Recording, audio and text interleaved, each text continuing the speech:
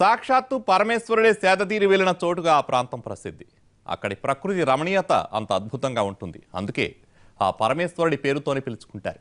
ప్రకృతి ప్రేమికులు అక్కడికి క్యూ కడుతుంటారు. కానీ ఇప్పుడు అక్కడ వచ్చిన చిక్కేంటంటే ప్రకృతి ప్రేమికుల సందడి తగ్గి టైం పాస్ కోసం వచ్చే ప్రేమికుల హడావుడి పెరిగింది. ఫలితంగా రాసలీలకు కేర్ ఆఫ్ అడ్రస్గా మారింది ఆ టూరిస్ట్ స్పాట్.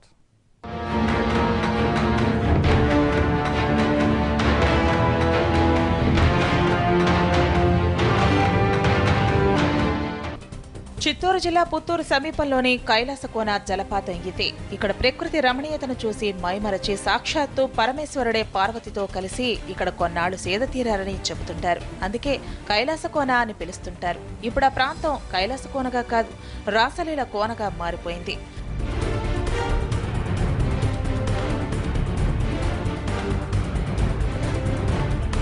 కైలాసకోన చిత్తూరు జిల్లాలోని టూరిస్ట్ స్పాట్లలో ఒకటి. వేల సంఖ్యలో ప్రజలు వస్తుంటారు ఇక్కడికి.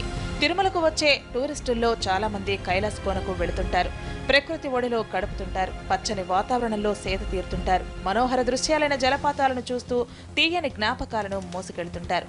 జలపాతంలో స్నానమాచరించి మైమర్చిపోతారు.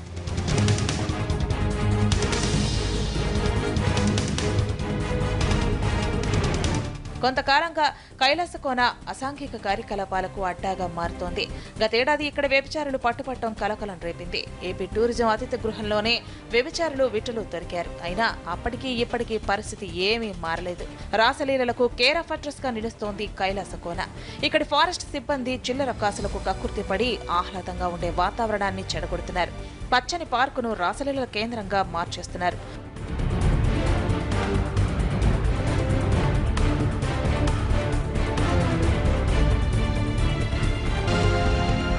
పుత్తూరులో విద్యా సంస్థలు ఎక్కువగా ఉన్నాయి. అక్కడి నుంచి కాలేజీ యువతీ యువకులు కైలాసకోనకు వస్తుంటారు. తమిళనాడు నుంచి పెద్ద సంఖ్యలో యువతీ యువకులు వస్తుంటారు. జలపాతానికి సమీపంలో ఉన్న పార్కులో వీరి రాసలీలలు జోరుగా సాగుతున్నాయి.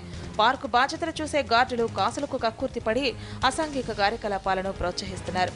వీటికి ఓ రేటు ఉంటుంది. పార్కులోకి వెళ్లటానికి ఒక రేటు అయితే అక్కడ ఓ గంట సేపు రాసలీలలు చేసుకోవాలంటే మరో రేటు. ఇలా డబ్బులు వసూలు చేస్తూ పర్యాటక ప్రాంతంలో ఆహ్లాదకర వాతావరణాన్ని కలుషితం చేస్తున్నారు.